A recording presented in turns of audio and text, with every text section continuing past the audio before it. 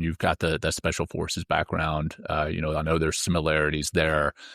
What about similarities, crossing between special forces and into MMA, or were you MMA while you're in SF, or how did that work? And what comes into play with the mental resilience that's similar between the two? Yeah, I think there's a ton of overlap and commonality between the two. I say it all the time. I think if you take most special operations guys, they're truly focused on their job, their core mental tasks, making sure that they're the most competent and capable at the thing that they're doing. If that single focus was directed at being an athlete, every single SEAL and Green Beret, they'd be multi-time world champions at whatever they chose to do. But they chose to serve their country, and they chose to insert that job.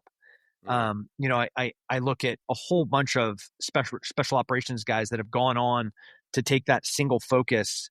The Jocko Willink and the David Goggins and the Evan Hapers and the Matt Bests and the Jared Taylors. Like, the list goes on and on and on of all these guys that have just succeeded at the next thing they focused on.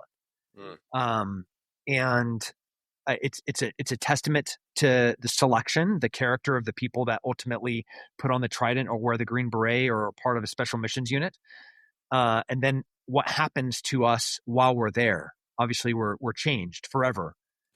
And I think there's just so much similarity between those two things. I know a whole bunch of the guys that I served with would have been multi-time world champions at insert whatever they wanted to do. Yeah. We've got George Mumford. I'm not sure if you know who George is, but George is the guy who basically taught Michael Jordan and Kobe Bryant mindfulness and meditation, about how to be kind of singularly focused. And I mean, Kobe, he had that discipline, right? We all know about and consistency. About his work ethic was just off the charts. And I'm sure if you reverse that, you took some of the world champions that are out there in basketball and football and you name it, right? Insert job, they could have come over to SF or in the SEAL teams and done just as well. So I like that flipping the coin. The SEALs could have been multiple, or the SF, any special operations could have been multiple time world champions. So now let's come to that world champion piece. You fought world champs, world title holders. What is it about fighting that's kept calling you back to the ring? I think it's just raw. You're nearly naked. I'm walking out there with shorts, and there's no way to fake being there. There's no. I think, especially in this era of, am I enough? Am I strong enough? Am I good enough? Am I man enough? This is the most exposed and vulnerable that a man can be in front of, tens of thousands live, hundreds of thousands over, streaming and pay-per-view. And, you're going to have to do it by yourself. There's just something so beautifully raw about that. The same reason why I love bow elk hunting.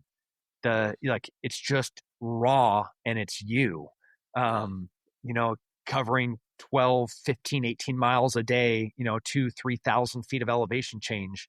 And you're either successful or you're not. Right. You're either going to ring the bell or you won't. You're either going to stay in that cold surf or you're not. Right. It's just raw. It's just you. It's kind of binary. You have one option or another. So well, I like that. I'd imagine the presence of it might have something to do with it too. I mean, you really need to be super present to be in the ring, or even elk hunting. Like, you really need to be super present to what you're doing. And I know when I'm any kind of activity that really calls forth my attention, like I almost want to go back and do it again, because it just brings another level of Will Schneider to whatever activity I'm doing, because of the amount of presence that's required in order for me to, accomplish whatever I'm trying to do. Wow. Primal. Yeah, it's very primal. Exactly. Yeah.